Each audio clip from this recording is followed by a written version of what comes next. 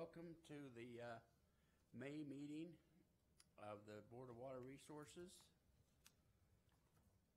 Appreciate you coming. And first item of business will be the approval of the minutes for the March 22nd meeting. I'll make a motion that we approve the minutes. We have a motion by Jim Lemon and Blaine Ipson, seconded. We have a motion second. All in favor? Aye. Chairman report. I just want to compliment Randy for the great job he's doing. We're staying wet. And hope he passes that on to your predecessor. Been a very good spring. It's a busy spring. The board's getting a lot of applications coming in, a lot of interest on water projects, so we'll have a busy year. That being said, we have some guests with us. We have John Perry with Weaver Basin Water Conservation District. And we'd like to welcome Aaron Wade with Gilmore and Bell Law Firm. So with that, let's go to the water report. Thank you very much, Chairman Farrells. It is always a privilege for me to come and address the board and members of the board. You ain't just a whistling Dixie. We've got a good year going, and it feels really good. Let's see. We take a look at water year-to-date precipitation, and the pattern that is set up is one mostly to the north. You can see the Bear's running about 160 and the Weaver 140, and then it gradually dries down a little bit, but the entire state is average or above.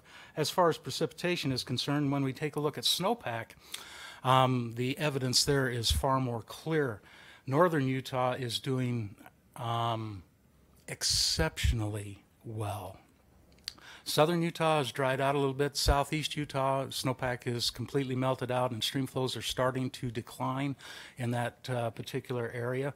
And so basically Bear, Weaver, Provo, Duchesne, all of those are well above average. The Sevier is close to average, Central Utah as well.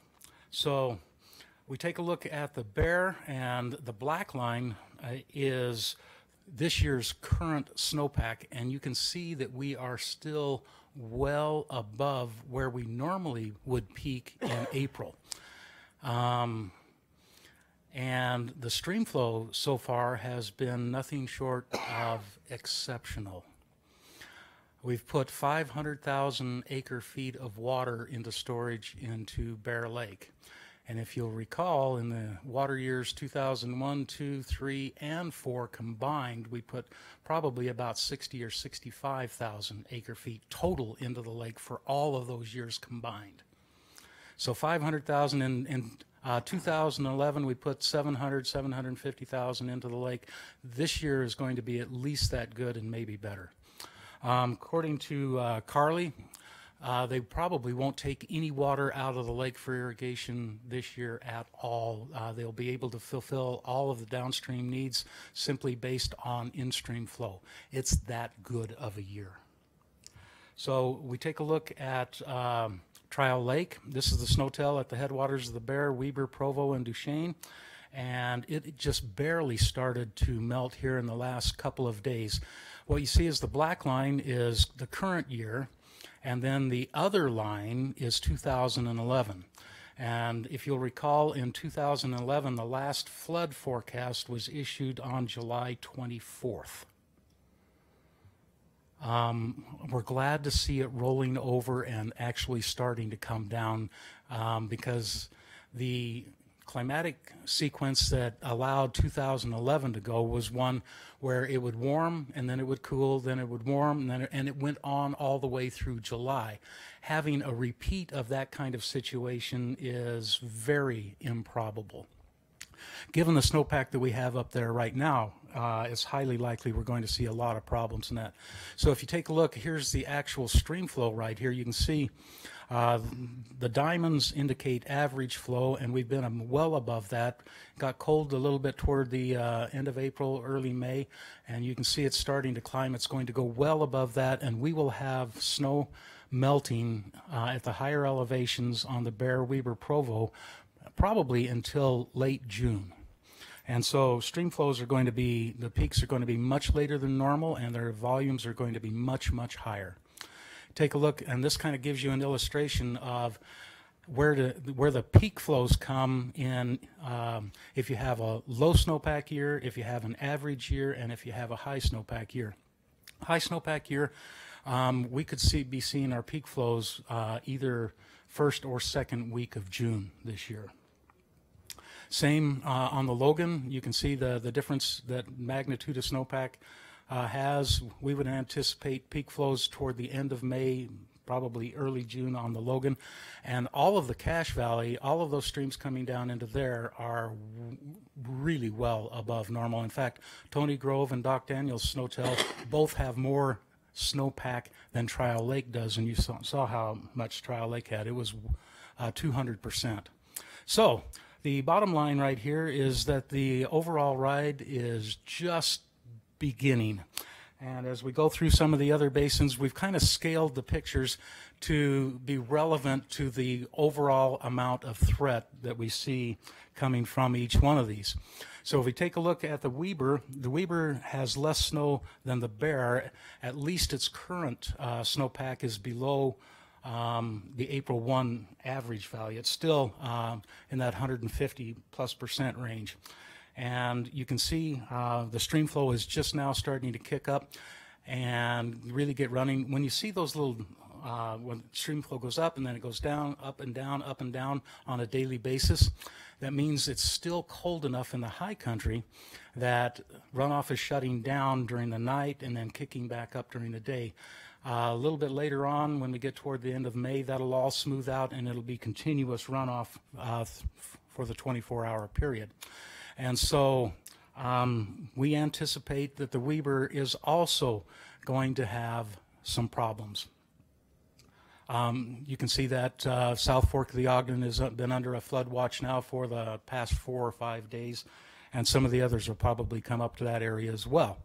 So we take a look at the Provo. The Provo has melted out a little bit more than actually the Weber has, still well above average, and we still anticipate exceptionally high flows on the Provo as well.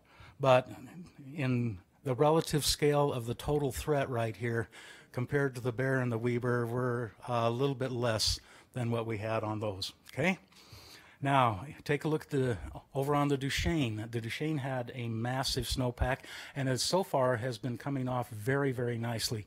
It's about the same category as the Bear. It has a huge amount of snow at the higher elevations and could pose considerable flooding risks as we get further into May and June.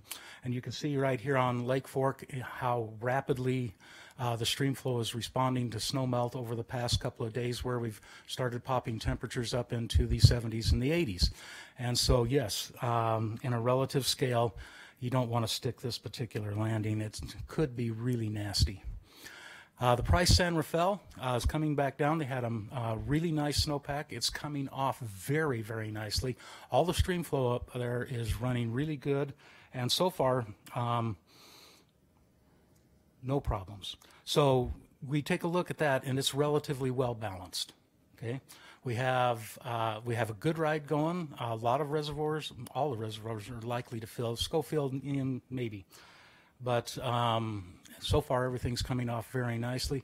You take southeastern Utah, snowpack there is completely melted out. Stream flows are rolling over and starting on their way down. This is South Creek above the reservoir there near Monticello, and it peaked there in when they had the big thunderstorms moving through, but it's dropping very quickly simply because snow is over and gone.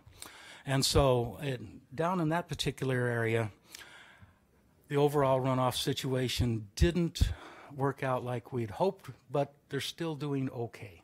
We don't have to worry too much about them. And then if we take a look at the upper severe, the higher elevation sites probably have a week to 2 weeks worth of snow left, and it's coming off very nicely. The upper stations at Hatch, Mammoth Creek, Salina Creek, and all of those are running well above normal. Reservoirs are going to fill with the exception of UB Dam. As it makes its way further and further down the basin, you get less and less efficiency in your runoff. And so you take a look at the Severe River there at Hatch, you can see that it's still getting some diurnal fluctuation. Snowpacks are still melting, it's still freezing. When the snowpack on the Severe melts out, you still typically have about 40–45% of your flow left to come. So even though it's going to be melted out here in 2 weeks, we still have roughly 40% of that stream flow, April, July, left to move. And so the Severe is in good shape. It's not spectacular like the Bear, but it's a whole lot better than the last 3 or 4 years that we've seen. So we have southwestern Utah. This one is also getting close to melting out conditions. Same kind of a situation as the Severe. Started out very well, produced a lot of water, and doing reasonably well. If we look at stream flow forecasts, and these basically range north to south, we're expecting anywhere from 150 to 350% of average on the Bear. The Weber a little bit less, the Provo going down a little bit less, until you get down to southeast Utah, and forecasts there range basically 50 to 100% of average. Overall, the entire state is doing much better this year. The northern half of the state is doing, like I say, spectacularly well. We will have some problems with some stream flow coming up on those. And if we take a look overall, our reservoir storage plus what we expect in stream flow, you can see there's a lot of blue on that, and even the ones that aren't blue, for the most part, are well above average. So that's the good message. We're going to fill most of the reservoirs, all except for the very, very large ones. And the large ones are going to bank sufficient water that we'll be able to use those for quite some time into the future. So here's a summary. This is northern Utah.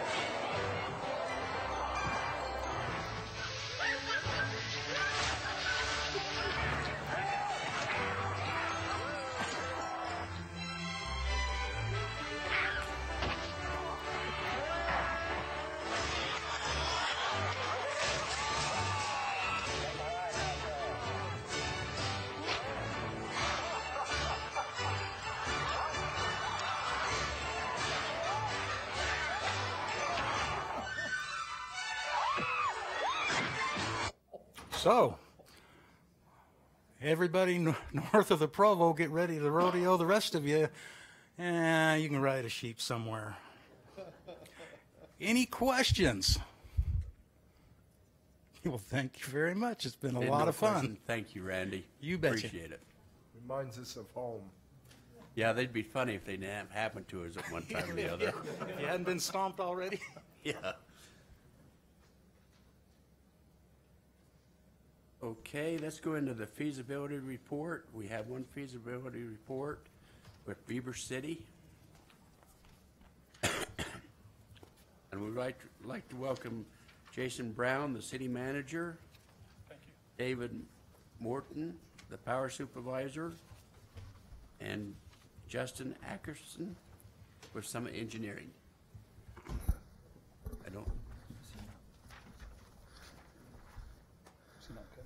He's not with you.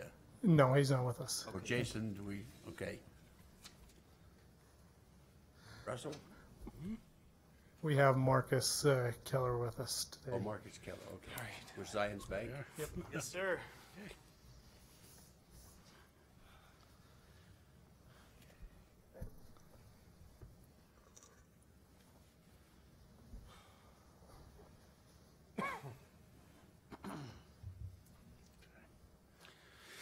Okay, Mr. Chairman, members of the board.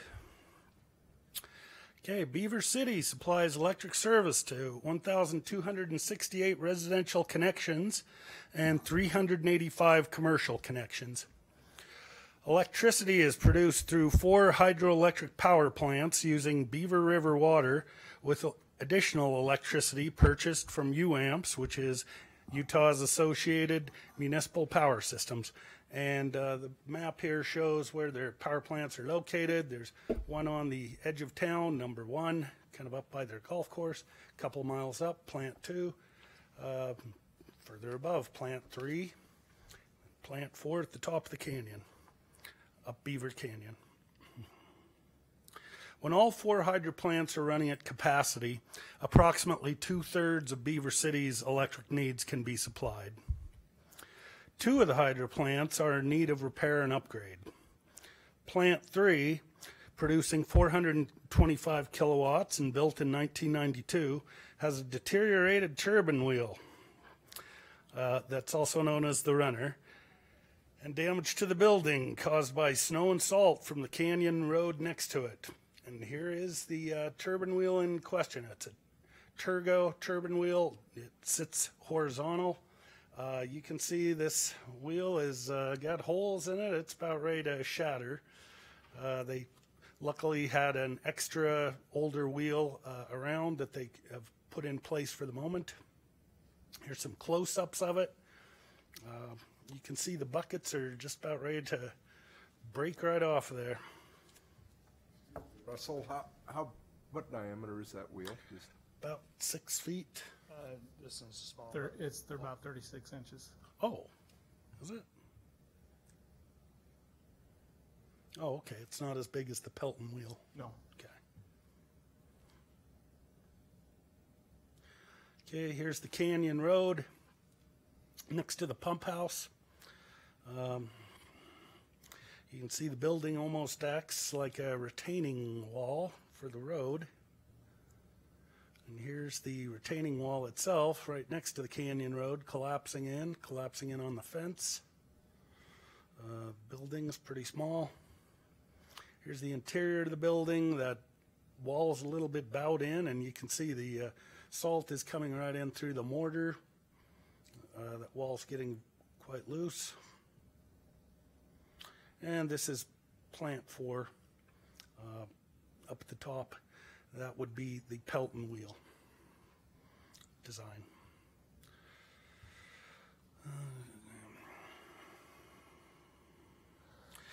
The sponsor is requesting financial assistance from the board to rebuild Plant 3, replacing it with a more efficient Pelton wheel turbine.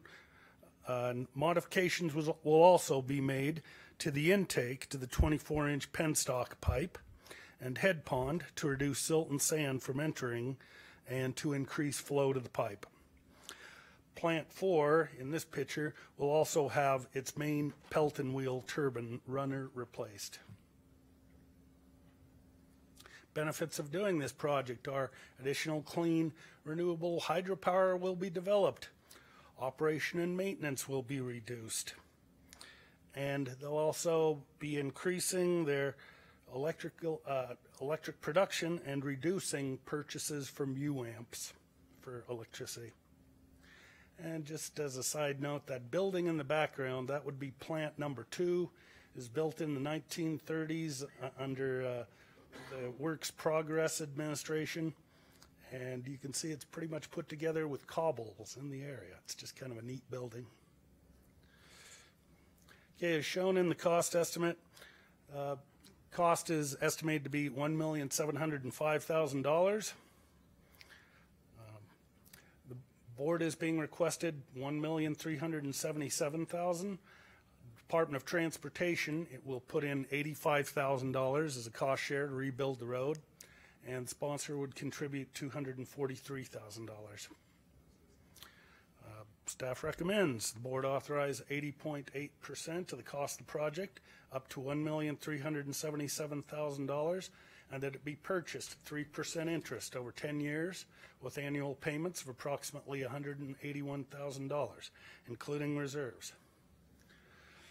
With regards to the financial feasibility on this project, staff compared the average monthly statewide power bill, which is about $80.92, to the average monthly state water bill, which is $47.03. And that shows a guideline for power to be 1.72 times that for water. That was the method used on a previous hydropower project the board had done.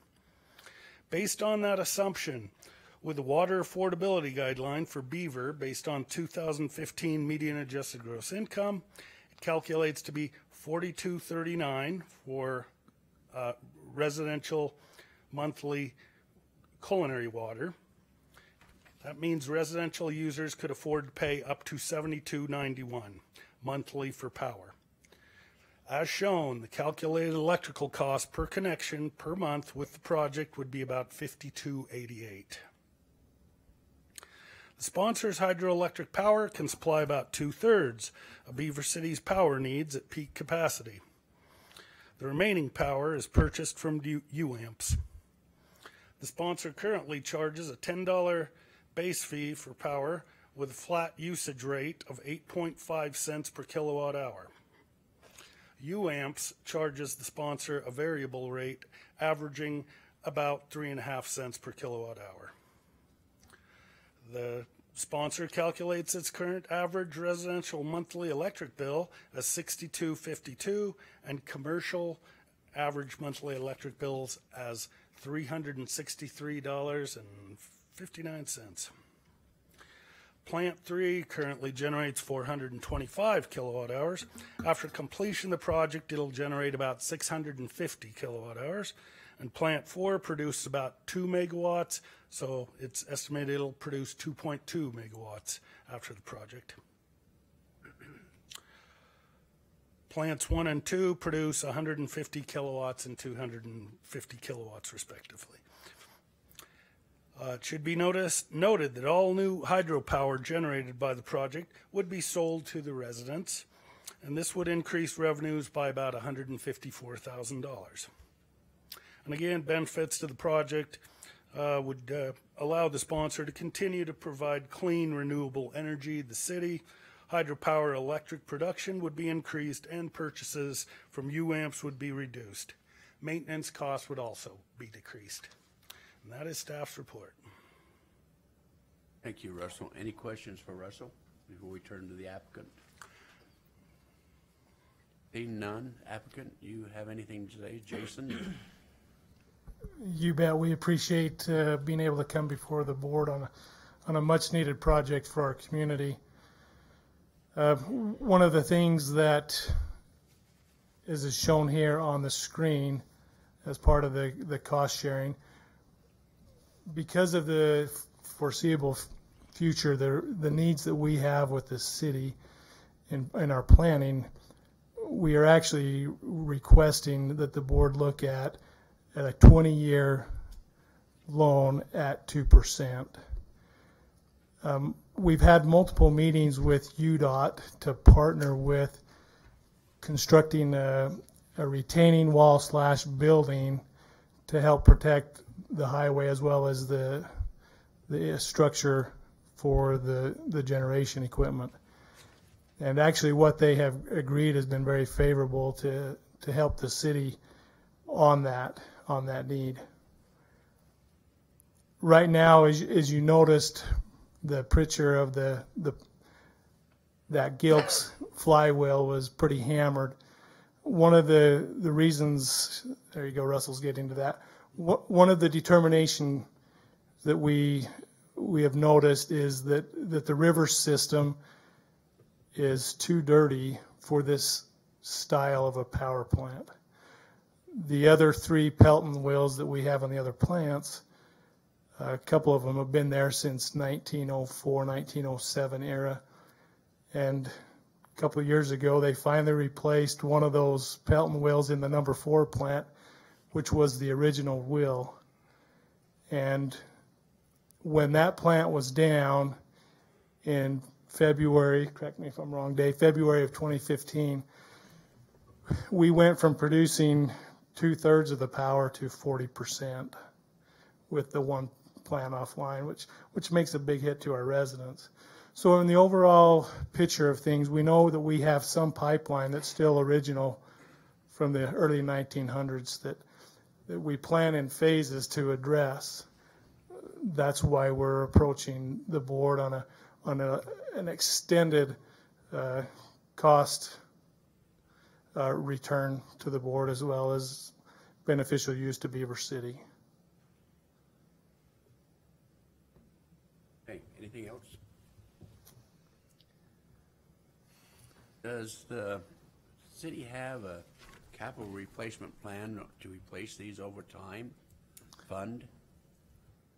Yes. You Yeah. have what? Yeah, that's why we're able to contribute, that 240+ thousand to the project for this immediate need. Any other questions for Jason? I've got a question. With the FERC permit that you have for the hydros, typically they have expiration dates, is my understanding. What is your current expiration date on these two units? I mean, you can renew them and get them renewed and all that, but how long? You're asking for 20 years. How much longer do you have left on your permit? Dave? I'm trying to remember. I mean, it seems like it's several years down the road, but I'm not sure, exactly what our date is. We have to give them a 5-year notice when we're going to redo our permit, but it seemed like it was 2025 at the earliest for one of our permits. Yeah. How many permits do you have for just one, or does each plant have its own permit? So plant 1, 2, and 3 is on one permit, and then hydro number 4 is on another permit. And hydro number 4 was purchased from Rocky Mountain Power 10 years ago. So that's why we have 2 different permits. Other questions? What are the conditions on renewing your permit? Chance they'll give you any flack on that, or? No, we just met with Duncan, our FERC inspector, just last fall. We reviewed the entire system. We had a few minor, kind of operational maintenance items that we're complying with, and he's very favorable. They're very favorable to assist us with going forward and reconstructing the building as a maintenance project. So no relicensing will be required. So even though you're increasing the capacity with it, what you're basically doing is increasing the efficiency, it sounds like, so you don't have to re-permit the additional capacity you're getting out of it? The permit we have actually on this plant right here is actually for 650, and we can't go above that, so that's why we have to stick with the 650. This plant just cannot generate, this Turgo can't generate 650, so. About the most we've been able to get at is about 425. But, right, most of the improvements will be efficiency.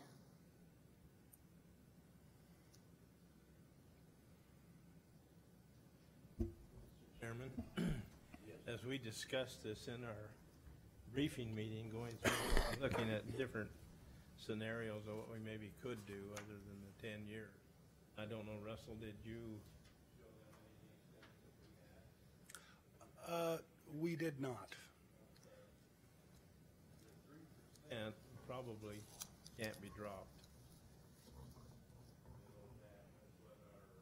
Requirements are, the way I understand it, has to stay at. We had talked about 4 different scenarios, including the first one that you saw that Russell gave us. Okay, I need to be talking closer to the mic. I'll feel like I'm yelling at you, so. Anyway, we looked at 4 scenarios in there. The first one you saw on the screen that Russell put up. The one that I think we felt like would be most likely that we could live with and try to help you would be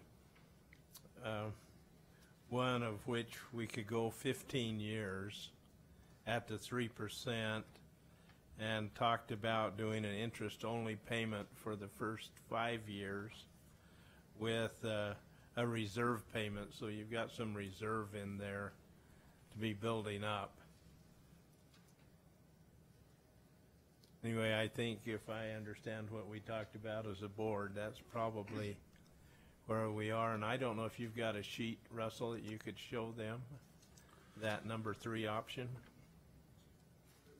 With the number 3, with Yeah, it shows the 32,200 reserve payment. starting at year 6. Year one. Year 1. Oh, okay, so you do want number 3. I think it's the third one in, second to last. Okay. Sure.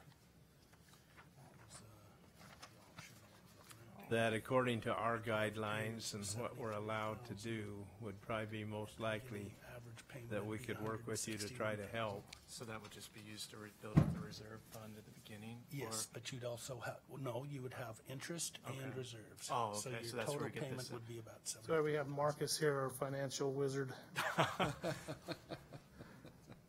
That mean you'll go up in smoke? Oh, no. If need be, yes. So this is actually really good for us because one of the hard parts for the city is with their outstanding debt to avoid a huge rate increase to be able to keep within the 1.25 coverage that's required by most boards. That's why we having that flexible first 5 years before some debt falls off is really beneficial for us, again, so we can have a nice steady increase over the next few years instead of having to go to the citizens of Beaver and say, sorry, we need to increase your rates 15% to get into compliance. So this is very much appreciated, and you know, I believe unless you can give us all grant, this will probably be the best thing that we can. We would welcome that too. No, we appreciate your willingness to do this for us. I think we are negotiable and could go up on the interest rate if you. Oh, no, this is perfectly fine, and I think that's going to help us avoid the bottleneck there. Right. So- We were worried about that first couple of years bottleneck, and you know, I certainly appreciate the extended 15 years there for the city, which we welcome. We know that we have some old riveted pipe, and some of it's very thin from back in the original installation. We found that out when they did the highway project 4 years ago up the canyon there at the Merchant Valley Dam at our source. And fortunately, at that time when they constructed the highway, they were able to replace some of that old pipe. So, you know, whatever we can do to help minimize a shorter bulk rate for the city to extend that life is very much appreciated. We know that we're going to be replacing sections of that pipeline in the near future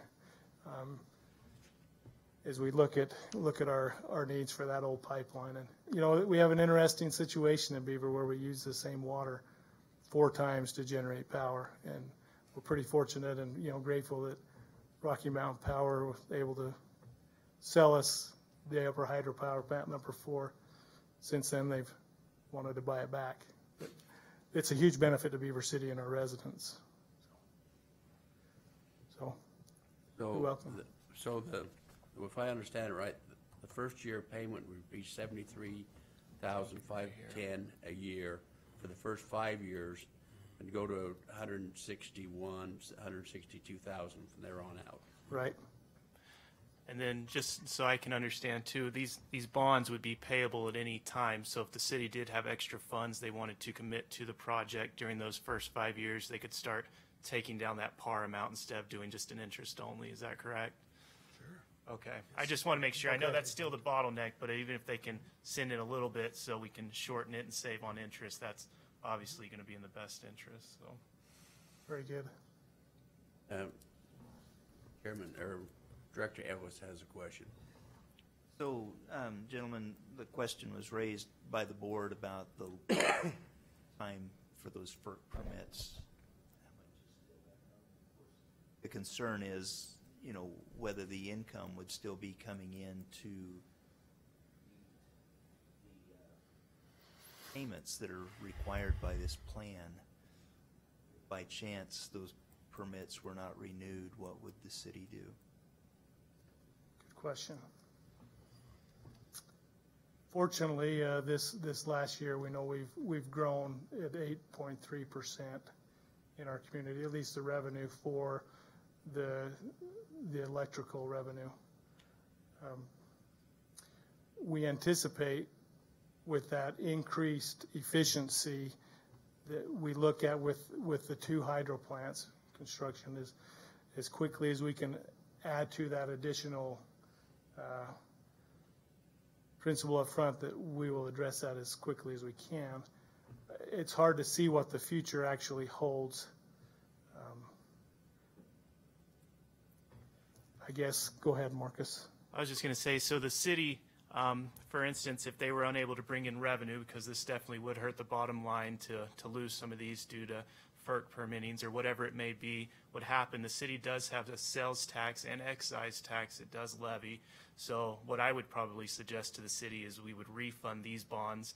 Of course, you never want any kind of default, and then put them into a different revenue stream to make, obviously, you whole as well as other bond investors, because I mean, the city has to look at it as a long term. They can't default on bonds and never expect to borrow again in the state of Utah. So that would be one of the things that we would do, is they would have another revenue stream come in and absorb that electric revenue bond. And we'd like to visit with our bond council about that. Yeah. Okay. Yeah, we can work with, it's Bill Prater, correct? Yes, right. So we can work with the city's bond council as well as Bill Prater to make sure there's a solution there that would keep you safe, as well as, to mitigate any loss. I should ask, is anybody aware of a case where the FERC permit for municipalities been rejected? Where conditions have been changed enough that they decided maybe it wasn't worth it. Well, we feel very favorable moving ahead with our partnership with FERC, as we've had, multiple discussions with them regarding this particular power plant, and the site visit that they conducted last fall, and moving forward, and it was neat to have them here on site and working with us moving ahead. So as long as those plants have been in operation, I don't know that I foresee any issues with FERC. Have not been issued a violation of your FERC agreement? No. Does the city own its own distribution system? Yes, we do. Are you anticipating any major expenses related to that would impact the bottom line? No. 2 major improvements that the city has done in the last 5 to 6 years was redo the substations so that all the voltage in town is the same voltage. And so that's kind of where some of the bottleneck has occurred with paying those loans back for those improvements. So just, general O&M is all we foresee in the distribution system. Now, our power superintendent, Dave, he might see otherwise, but that's all I foresee.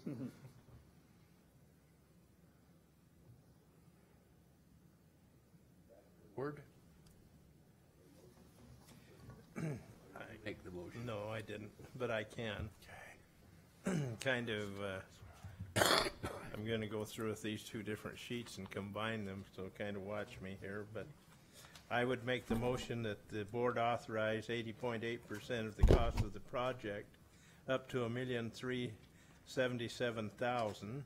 That'd be purchased at 3% interest over 15 years, with payments including interest and reserves of approximately $73,510 for the first 5 years, and then for the last 10 years it would be I guess we'll say approximately $162,000. It fluctuates a little, but that'd be the approximate. That would be my motion. Is there any questions on the motion? None. Do we have a second to the motion? I'd second it. Randy seconds it. All in favor? Aye. Aye. Any opposed? Thank you and good luck. Thank you. Appreciate the board and your time. Yep. Next item on the agenda is committal of funds for Rocky Point Canal and Irrigation Company. This is somebody else's copy. Can I? Yes. Yes. Yeah. It'll be included. Oh, okay.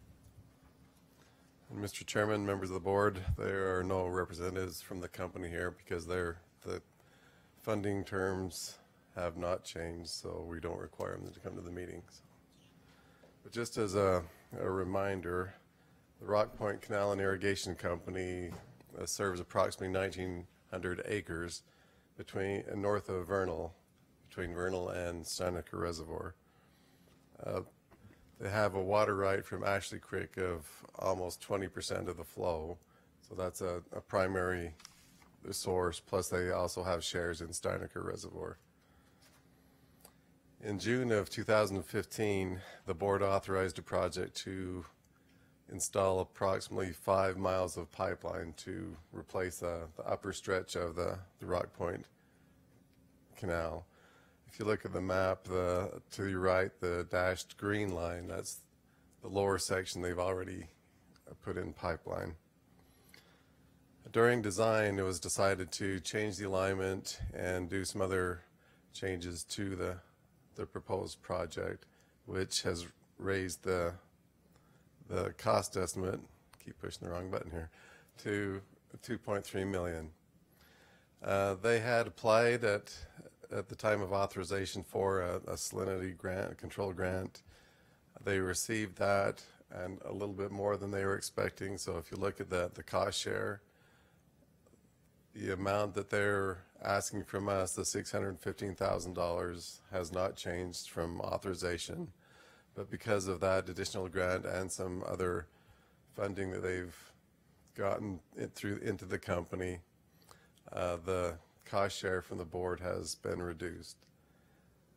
So the staff recommends that the board commit 26.7% of the project cost up to $615,000, and the project be purchased at 0% interest over 20 years with annual payments of approximately $30,800.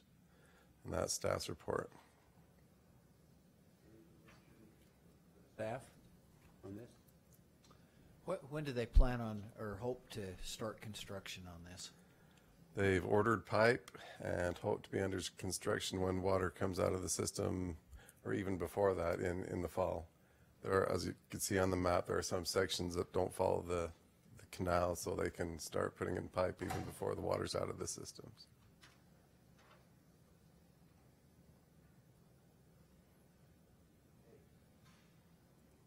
If there isn't any more questions, are we that point, Chairman? I move the board commit funds of 26.7% of the project costs up to $615,000, with the project to be purchased at 0% interest over 20 years with annual payments of approximately $30,800. Have a motion. Is there any? And we'd entertain a second on that motion. Second. Second by Kyle. All in favor? Aye. Any opposed? Thank you, Tom. Alrighty. Next item on agenda is Bureau of Reclamation, committal of funds for services with the Bureau of Reclamation. Turn that over to Eric. Mr. Chairman and members of the board, staff is asking and recommending that the board commit up to $250,000 from the Conservation Development Fund for contract services that we have asked the Bureau of Reclamation to work with us on.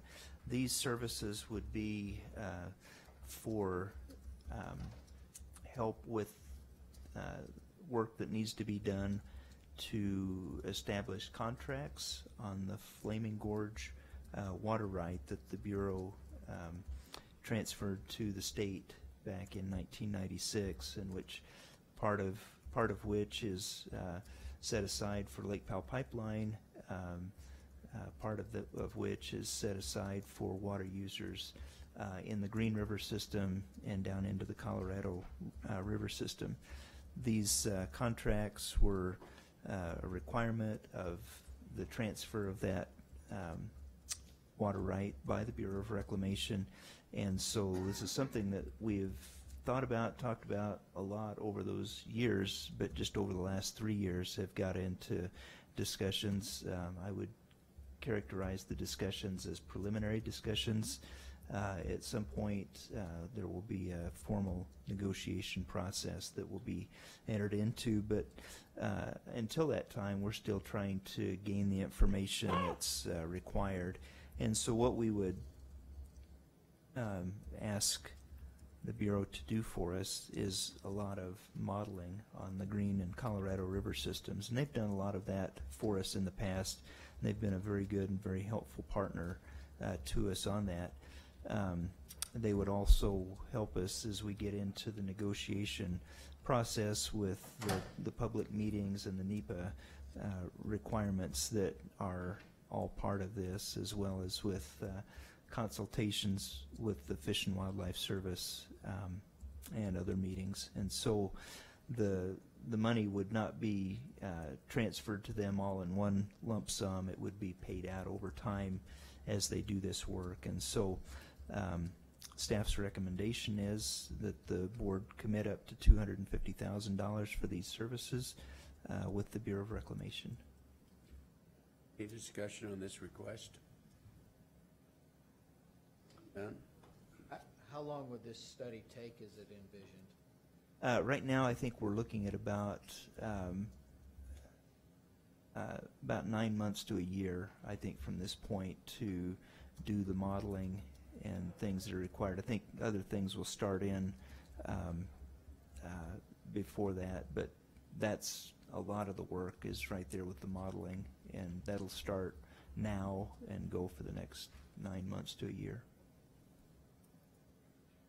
Okay, any other questions? If not, Chair would entertain a motion.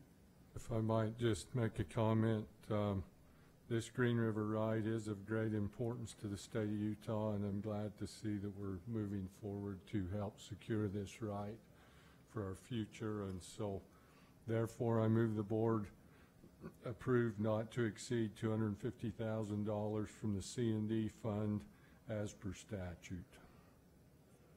Have a motion. Any discussion on the motion? Second to that motion. Second it. Seconds it. We have a motion and a second. All in favor? Aye. Any opposed? Thank you.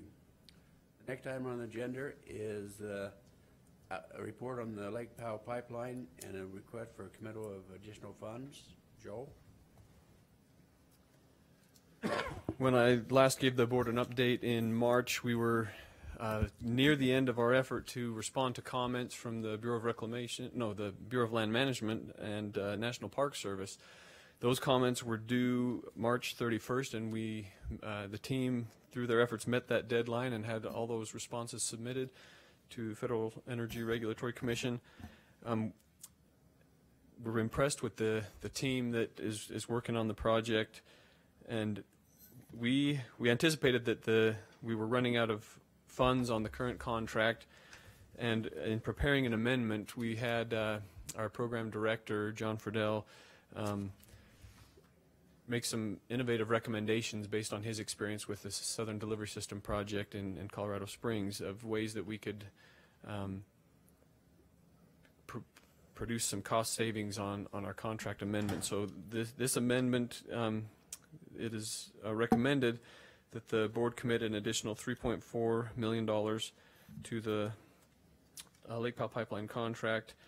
The items that will be completed on this would be the historic properties mitigation plan, finishing the cultural resources and ethnographic reports, and getting those submitted to FERC so that they can issue the notice for environmental analysis. There's other work that's going on with water quality certifications and Army Corps 404 permit, finishing up some items on the biological assessment, with the idea being to complete this NEPA work. This contract amendment would be designed to finish this year through 2017 and then through the following year of 2018. And the hope is that the expectation is that by the time that this timeline is up, that we have completed that NEPA process as far as what we need to submit to the Federal Energy Regulatory Commission. And this is staff's recommendation and report. Thank you. Any question for Joel? Question. Without unforeseen things, did I understand you to say that the hope is that all the NEPA questions and things will be done by 2018? That is what we're targeting right now, as far as we understand the requirements we still have and our commitments that we're working on with the federal agencies. That, as we understand it, that would be our how we plan. And I should mention that through some of the innovative contract items in the amendment, without those, if we were to proceed with the current existing contract, we would be asking for $3.8 million right now. But because of some of these savings that we're able to bring into this contract, that's why it's 3.4. So about $400,000 worth of savings by doing this amendment. Other questions? You feel comfortable with your 10% contingencies in here? It makes me a little nervous because of our past experience on this project. You think you have things established, and then things change with some of the federal agencies. Either a new player steps in, or a requirement is changed. So it does make me a little nervous. Well, I can understand and appreciate that, and if you can hold to that, I mean, we certainly as a board want to hold you to that, but I mean, a 10% contingency is pretty tight contingency there. And we're excited with the new leadership team that's helping. We're having a lot of help in that oversight process of making sure those hours are being used wisely and billed efficiently, and think what we're seeing is that it's helping to speed up the work and meeting deadlines with the additional staff, and that's partly the reason for the additional expense as well. It was a little bit of a smaller team before, and we noticed things were taking longer and not meeting deadlines, and so now with some of this additional resources in place, it's moving along at a better rate. So we just encourage you to move forward, and if there is changes, come to us early on rather than later. Okay. Chair would entertain a motion if there's no other questions. Mr. Chairman, I'd make a motion that through the C&D fund and as authorized by the state statute, that we commit $3.4 million in additional funds for the Lake Powell Pipeline Project contract amendment. Questions on the motion?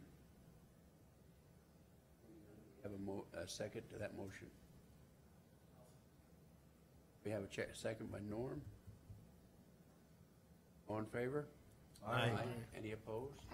Thank you. Our next item on the agenda is an update on the water use and conservation report.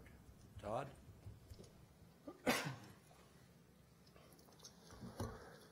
So I'd just like to give a quick report. You're all aware of the records committee that we went through in the grandma request. We lost that decision. We have provided the information, have developed a new website where we've had all of our responses, whether it's directly through to the records committee or the Rivers Council, and several of the correspondences are going on there. So we think we've addressed most of that. We'll continue to watch and keep you abreast on those things. And as far as the conservation report, about 2 weeks ago, we hosted a new Fame or Shame conservation reporting tool.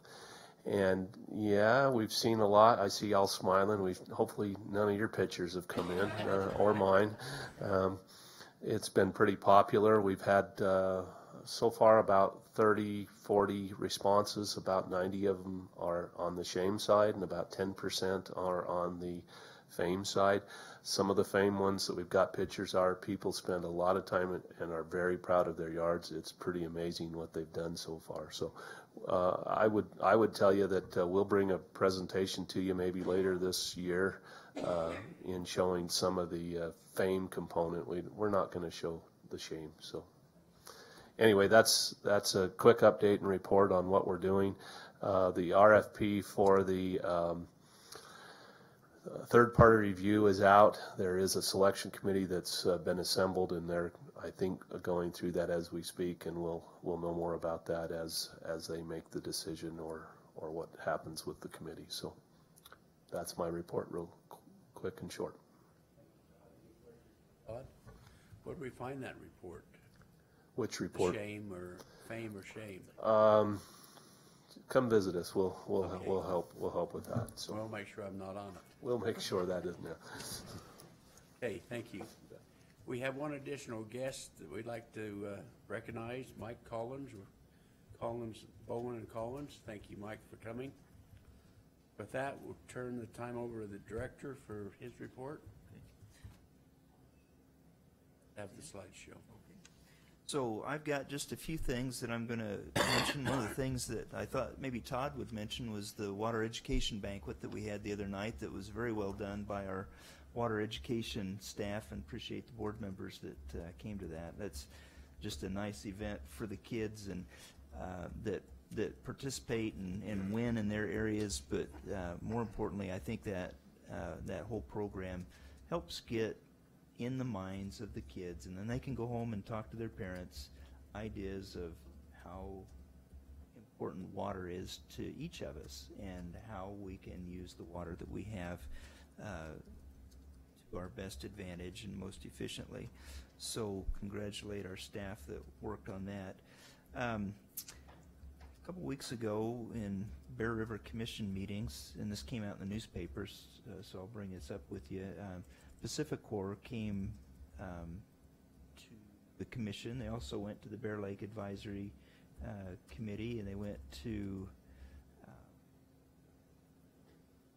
anyway, made several presentations regarding ways that they're looking at trying to make their operations more efficient, be able to not only supply additional power but also provide some water. We look at some of the ideas that they had and think, well, I think we could probably talk with them and maybe work with them. I think the way it came out in the media, whether this was right or wrong, was that this could be a replacement for the Bear River Development Project. I think again that there are some things that we could look at working with Pacific Corps and others on. I think that there are a lot of big issues out there that include the future of Great Salt Lake and the future of Bear River and Bear Lake that could be rolled into all of this as we look at ways to try to meet future water needs. I think still though we need to keep the Bear River Development Project in our pocket for such time as it's needed. You'll probably remember that just before the legislature started, we put out a press release that said that the Bear River Development Project probably isn't needed as quick as we even had thought recently. Instead of 2040, maybe it's 2045, maybe it's 2050. We're not sure where that's going to land, but we think that's something that we need to keep in our pocket. So I just wanted to let you know in answer to those media reports that had come out that we've got we've started discussions with Pacific Corps. We've started discussions with all the partners to the Bear River Development Project about ideas moving into the future, and maybe some of the things that Pacific Corps have in mind would be a good interim solution to the needs that the Bear River development would provide prior to that project being built. So there's that. Another thing I don't think we've talked a whole lot about is our next board meeting coming up on June 22nd, and on the 21st of June we're scheduling a tour of the Great Salt Lake pumps, and so that was one of Stu Pollock's wishes as he left the board, that he said he'd never seen the pumps before. We said, well, let's get a tour together for the board, for Dave and for Gawain and for Stu if they'd like. We're inviting staff to go along. It's a long ways out there. It's 100 miles from here to the pumps, and so it would be an all-day trip. We'd go out, show you around, talk to you about the history of the project and what the future might be. We've had news reporters call already to find out if this excellent water year that we've got will require us to turn the pumps on. The answer is no. Pretty emphatic no. But anyway, just for your calendars, that's something that we've got in the works. So it would probably be an 8 or 9 o'clock a.m. start from here, go out there, come back mid to late afternoon. So June 21st, that's a Wednesday. We'll still have the tour in August, but this is just kind of a side thing. If you're available and would like to go out, we'd like to have you go with us. You know, your perspective of 100 miles doesn't mean much to a lot of us, Eric. So just know that we take offense to this. I see. A measly 100 miles. Well, you know, there's some pretty bumpy, slow parts of that 100 miles, so it might add up to 3 hours. You know, Eric, I've put enough miles on a saddle horse that I don't think you have anything to compare to. All right. Well, if you want to come and compare, yeah, that'll be fine. Bring your horse. Yep. You might beat us out there. Well, I doubt that, but on a horse you average about 3 miles an hour, so put the math to it, Eric, if you're packing. Yeah, you'll be a while. Okay, so that's all I've got. Russell's got a slideshow on a project that he's done, if the board would like to see that. Okay. Thought I was going to get out of it today. Okay. Newton? Yeah. Okay.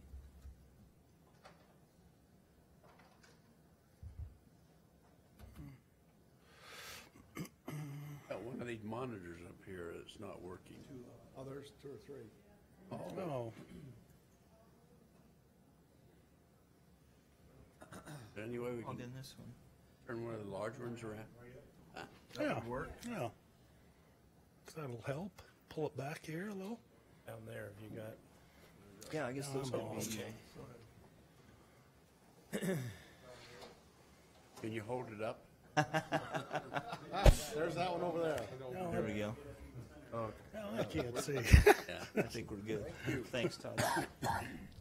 Okay. All right. Okay, we ready? Okay, board funded a project. Newton Water Users Association, a pressurized pipeline and dam outlet project. Here's a map of Newton Valley. We put in 8.6 miles of pipeline running from the reservoir to the west side of the valley, east side of the valley, replacing the west-east canals. So those canals can be abandoned. Pipeline's running right down the middle of the valley. The board funded $2.8 million about of a $3.6 million project to do this. They got a $300,000 Water Smart grant to help out. The project is to be purchased at 1.1% interest over 25 years.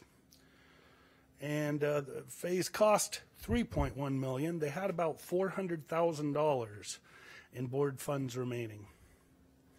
Here's what the concrete lined canals look like before the project was done. You can see they're really broken up. A lot of frost heave, some huge cracks, enormous frost heave. Some sections just totally fallen apart. And these were the good ditches. Then they've got on the east side just all these earthen ditches. Actually, this one's down the middle of the valley there. Up on the side of the hill, on the east side, they've got these ditches up there. Just miles and miles of these things. You see here at one of their turnouts, all this silt built up. That comes out of the reservoir. That's not just the earthen ditch weathering away. That actually comes out of the reservoir like that. They've got booster pumps coming out, pumping out of the canal, going to their individual pressurized sprinkler lines on farm, 15 horsepowers, 30 horsepowers.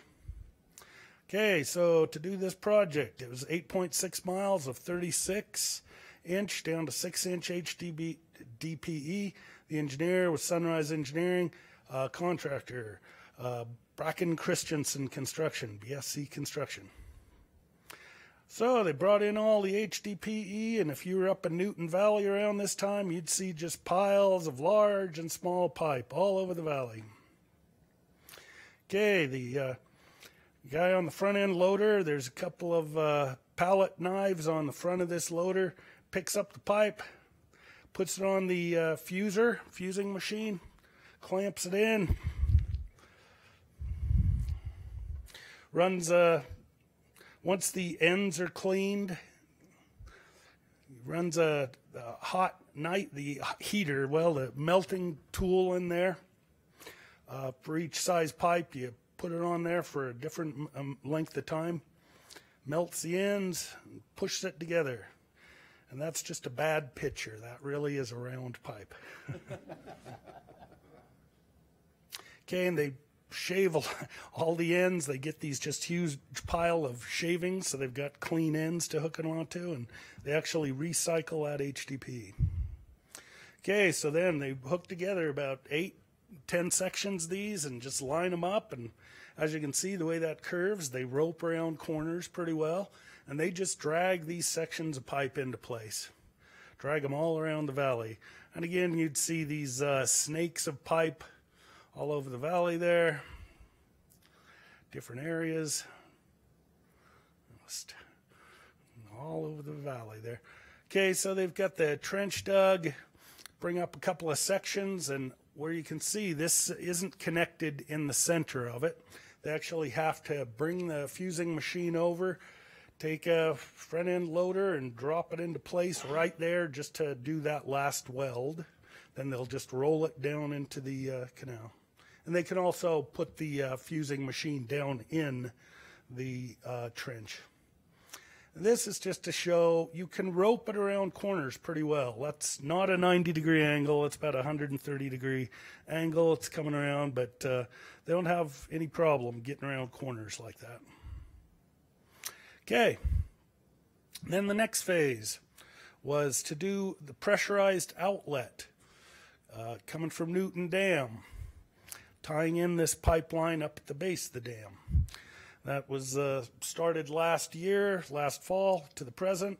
The engineers, the Bureau of Reclamation, mostly, this was their baby on Newton Dam. Bureau of Reclamation owns Newton Dam. It was the first dam built by the Bureau of Rec in Utah. So Bureau of Rec and Sunrise Engineering, and the contractor was Whitaker Construction. Okay, the costs. Projects was bid under the engineer's estimate.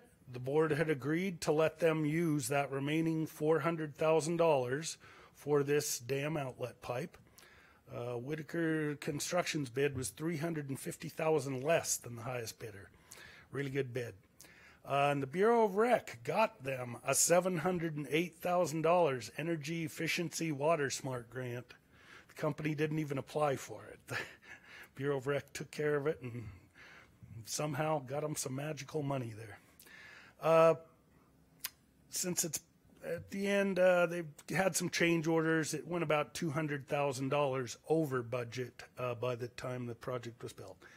There's the plate on Newton Dam. It just shows that it was built about 1946 by the Bureau of Rec. It shows it holds about 5,500 acre feet. Okay, the first thing they did was on the outlet of the dam, demolish the outlet there. And this is just to show you the buildup of silt that's inside the outlet gate there. You can see how high it's piled up there, and just a lot of silt inside that pipeline and in that box. Okay, building the form, getting ready to pour the pad. A little more pouring. That's just to show you the boom, the concrete boom on this. Really big one.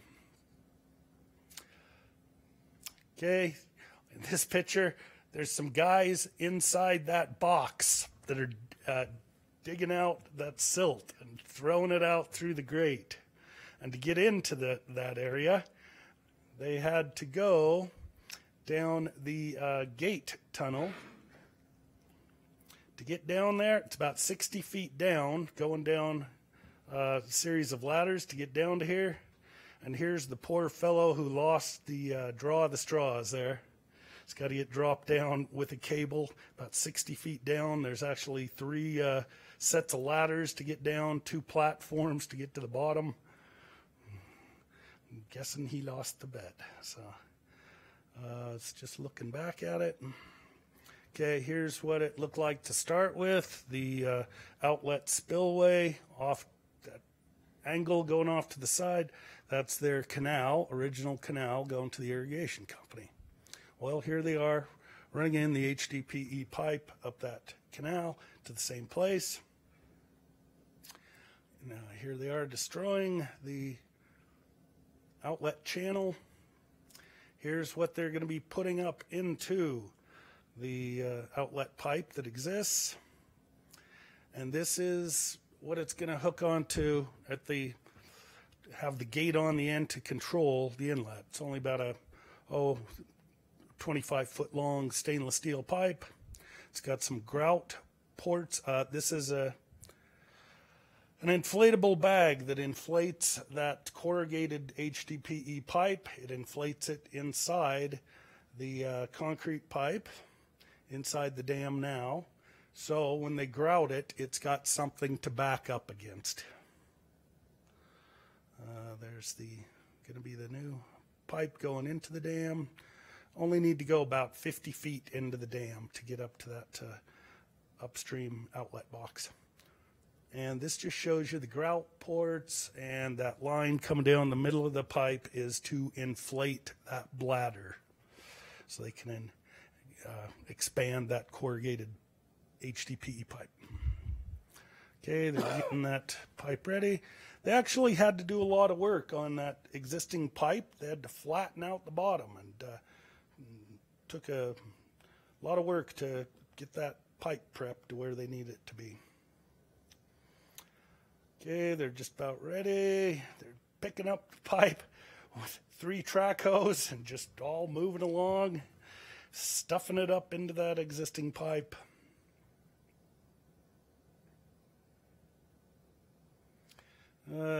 Gate going to the irrigation vault, coming out of the irrigation vault to the irrigation pipeline.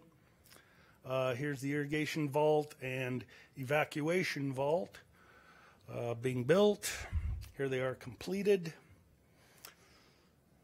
It's the Bureau of Rec people there.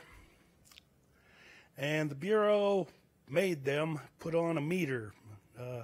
Got a telemetry meter here.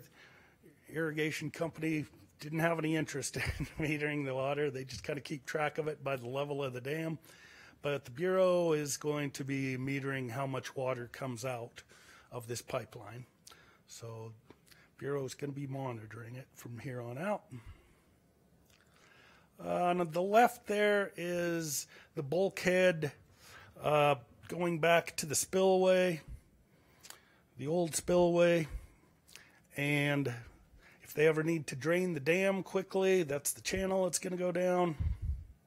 And here is the energy dissipating pipe. You can see some slots on the side of it. That's intended to dissipate the energy, but it didn't dissipate it enough. And the water came out of there flying out of that channel, so they had to put a couple of concrete slabs on there to dissipate the water a little better. And, oh, do we really want to see a video? Oh. This is just to show it's been 10 years or so since a drop of water's come down the overflow at Newton Dam. The water's flowing. I don't know what it looks like today. Charles, have you happened to seen it? I've seen water coming down Newton Creek, but I haven't been up to the dam. Oh, okay. It's probably flowing pretty good right now. Okay, the benefits of it were about 1,400 acre-feet of water was going to be saved from seepage losses. The stored water will last longer into the season, later in the season. Additional crops produced, better metering and management of the water, reduced silt coming in, elimination of ditch cleaning costs. Several 30 horsepower on-farm booster pumps would be eliminated, and several others could be reduced in size, and about $17,000 in annual pumping costs was going to be saved by the project. And just as a side note, here's Charles delivering a check to the president of Newton Water Users, Val J. Rigby. They got a new postmaster in the area, and he would no longer deliver mail to individual people's houses. They had to get P.O. boxes, so they returned our $200,000 check to the company. So we hand-delivered it to him, so. Russell had that all set up. It looked like I just did. Any questions? One question, if I may. On the metering, is that on the remotely monitored so that Bureau of Rec and Provo can read it?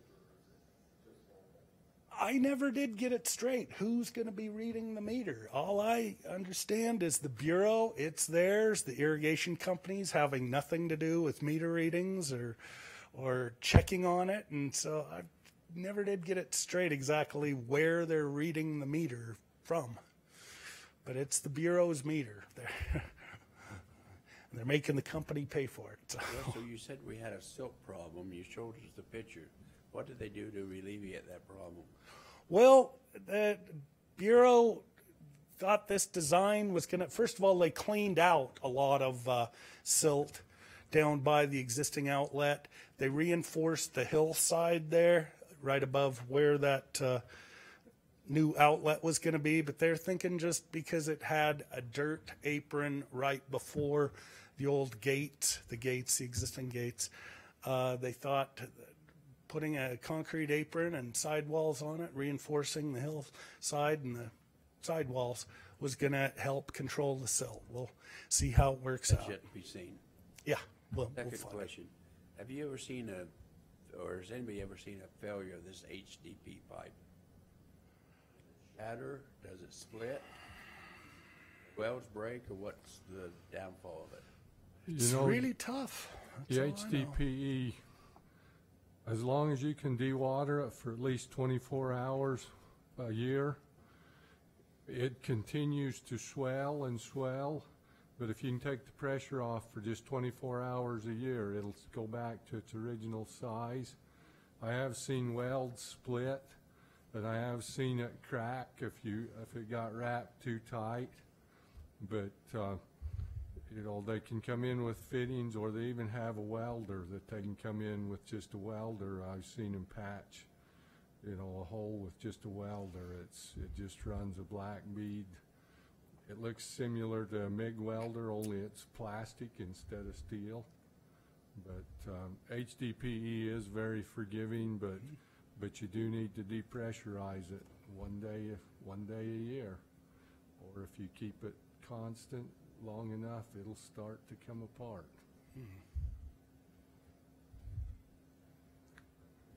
One more comment. Between this project probably isn't very significant, but the project before other irrigation companies in Cache Valley